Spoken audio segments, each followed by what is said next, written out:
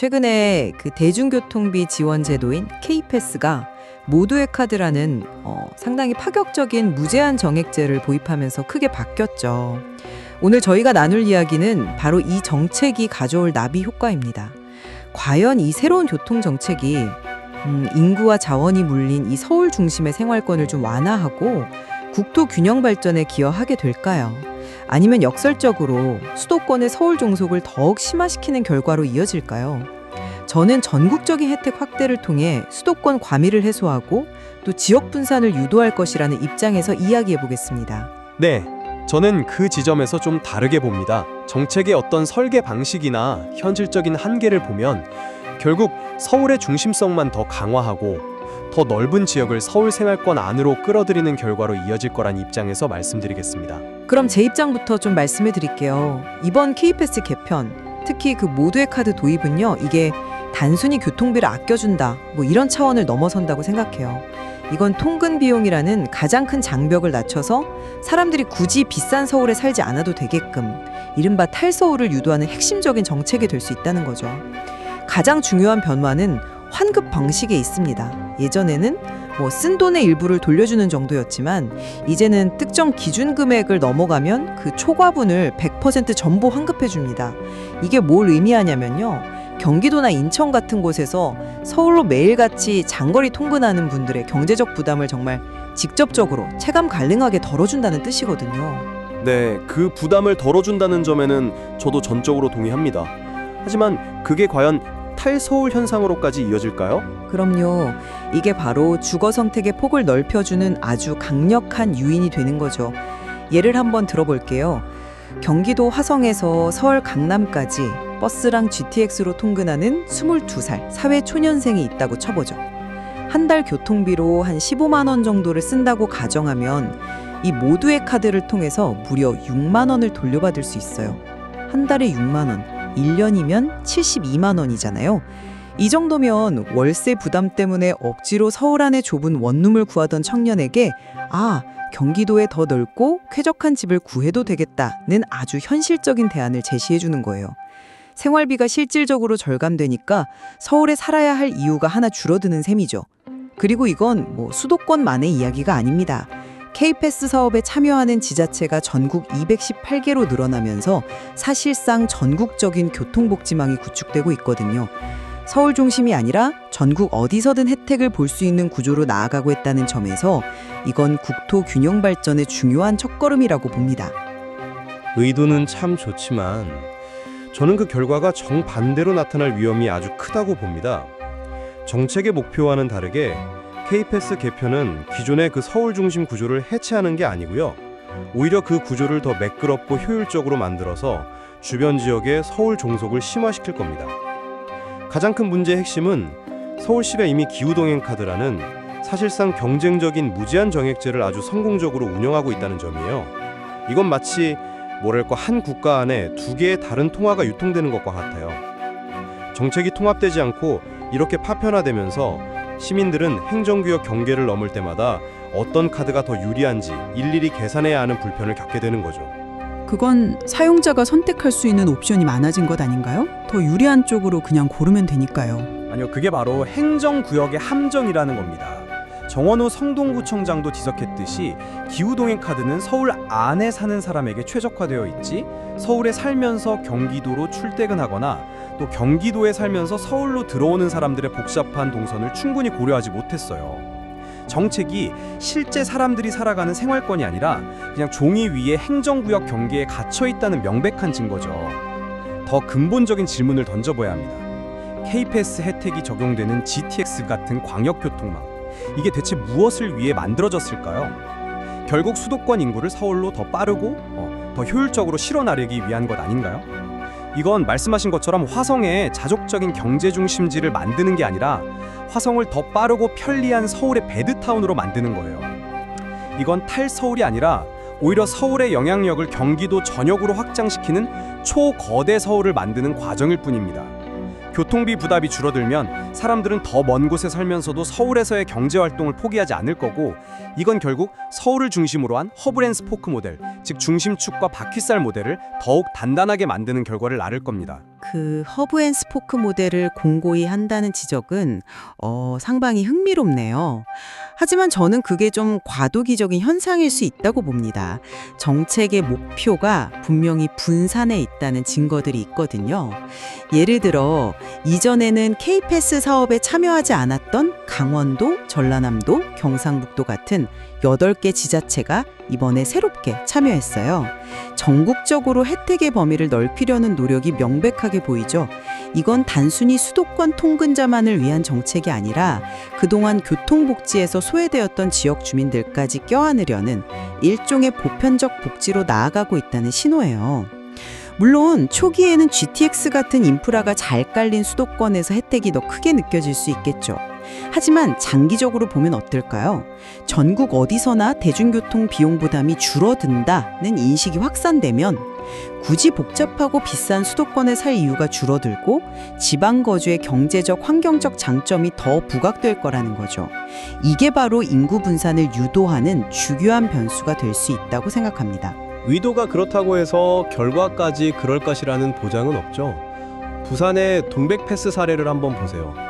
부산시가 시민들을 위해 자체적으로 좋은 제도를 만들었지만 중앙정부의 K패스와 연동이 매끄럽지 않아서 시민들이 혼란을 겪고 결국 정책 효과가 반감됐지 않습니까?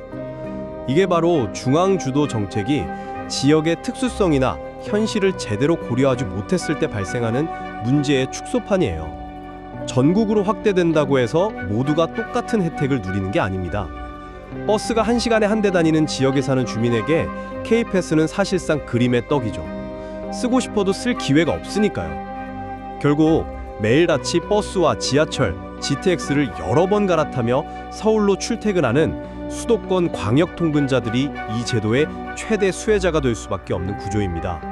이건 보편적 복지가 아니라 결과적으로 수도권, 특히 서울생활권으로의 효율적인 집중을 국가 예산으로 지원해주는 그런 불균형한 정책이 될 가능성이 훨씬 높습니다.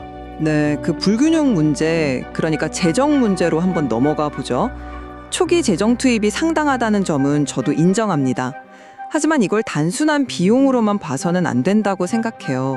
이건 사회 전체의 지속 가능성을 높이는 일종의 투자입니다. 대중교통 이용이 활성화되면 당장 눈에 보이는 교통 혼잡이 줄고 대기 오염이 감소하죠. 이런 사회경제적 편익이 장기적으로는 투입 비용을 훨씬 상회할 거라고 봅니다. 이번 개편으로 65세 이상 어르신의 환급률을 20%에서 30%로 올렸잖아요. 이런 사회적 약자를 배려하는 정책의 가치는 단순히 돈으로만 계산할 수 없는 부분이죠. 사회적 편익이라는 말씀에 혹하는데요. 그 편익을 누리려면 정책이 일단 지속 가능해야 하잖아요. 그런데 이미 심각한 경고등이 켜졌습니다. 바로 작년에 K패스 예산이 조기 소진돼서 무려 25개 지자체에서 환급금을 약속보다 적게 지급하는 사태가 벌어졌어요. 이건 단순한 해프닝이 아니에요. 수요 예측 실패이자 재정 계획의 부실을 그대로 드러낸 거죠. 서울시의 기후동행 카드도 마찬가지입니다. 올해 1분기에만 523억 원이라는 막대한 적자를 기록했어요. 이런 상황을 보면 혜택만 앞세운 포퓰리즘 정책이 어떤 부작용을 낳는지 명백히 알 수 있는 거죠. 그건 정책 실패라기보다는 오히려 정책이 너무 성공적이어서 생긴 성장통이라고 봐야 하는 것 아닐까요? 예상보다 훨씬 많은 시민들이 대중교통을 이용했기 때문에 예산이 부족해진 거니까요. 해결책은 정책을 폐기하는 게 아니라 검증된 수요에 맞춰서 예산을 현실적으로 조정하는 거죠. 바로 그 조정이 문제의 핵심입니다. 결국 그 막대한 재정 부담을 누가 감당할 수 있느냐는 질문으로 이어지거든요. 재정 자립도가 높은 서울 같은 거대 도시는 어떻게든 버틸 수 있겠죠. 하지만 재정이 열악한 지방 지자체들은 중앙정부 지원 없이는 이런 환급 제도를 감당할 수가 없어요. 만약 중앙정부 예산이 부족해지면 어떻게 될까요? 결국 지자체별로 혜택의 차이가 발생하고 지역 간 교통복지 격차는 지금보다 훨씬 더 심화될 겁니다. 이건 서울 중심의 구조를 깨기는커녕 오히려 돈 있는 지자체와 그렇지 않은 지자체를 나누면서 불평등을 더 강화하는 요인이 될 수밖에 없어요. 재정 문제는 분명히 풀어야 할 숙제지만 기술적인 보완을 통해 정책의 효율성을 높이는 부분을 간과해서는 안 된다고 봅니다. 이번 모두의 카드가 정말 스마트하게 설계되었다는 점을 좀 강조하고 싶은데요. 시스템이 알아서 매달 이용 내역을 분석해서 일반 K패스 환급 방식과 모두의 카드 정액제 중에서 사용자에게 가장 유리한 쪽으로 자동으로 적용을 해줘요. 예를 들어 대학생이 방학 중에는 대중교통 이용이 적으니까 일반 환급이 유리할 거고, 개강해서 매일 초막할 때는 정액제가 더 유리하겠죠. 이렇게 생활 패턴이 계속 바뀌는 사람들이 일일이 머리 아프게 계산할 필요 없이 최적의 혜택을 받게 되는 거예요. 이런 편리함이 정책에 대한 신뢰를 높이고 참여를 유도해서 앞서 말씀드린 대중교통 활성화라는 선순환 구조를 만드는데 크게 기여할 거라고 확신합니다. 바로 그 스마트한 설계라는 지점이 제가 보기엔 가장 큰 문제예요. 그 스마트함이 서울시 경계선에서 딱 멈춰버리거든요. 서울 시민의 경우 한 달 교통비가 77,500원을 넘느냐 마느냐를 기준으로 K패스가 유리한지 아니면 서울시의 기후동행 카드가 유리한지를 본인이 직접 계산하고 선택해야 하는 불편함이 있어요. 이게 바로 두 정책이 전혀 유기적으로 통합되지 못했다는 가장 명백한 증거 아닌가요? 만약 정부와 서울시가 정말 수도권 전체를 하나의 생활권으로 보고 정책을 짰다면 왜 이런 이원화된 시스템을 만들었을까요? 이건 근본적으로 정책 설계의 철학이 잘못됐다는 걸 보여줍니다. 통합이 부족하다는 점은 앞으로 개선해 나가야 할 과제일 수 있겠죠. 하지만 두 시스템이 존재한다는 것 자체가 문제라고 보긴 어렵지 않을까요? 불편함을 넘어 정책적 분리를 고착화시키기 때문입니다. 현실을 보세요. 서울시는 자체 예산으로 서울 안의 교통 문제를 해결하는 데 집중하고 국토부는 전국을 대상으로 한다지만 현실적으로는 서울 밖에서 서울로 들어오는 사람들에게 초점이 맞춰져 있어요.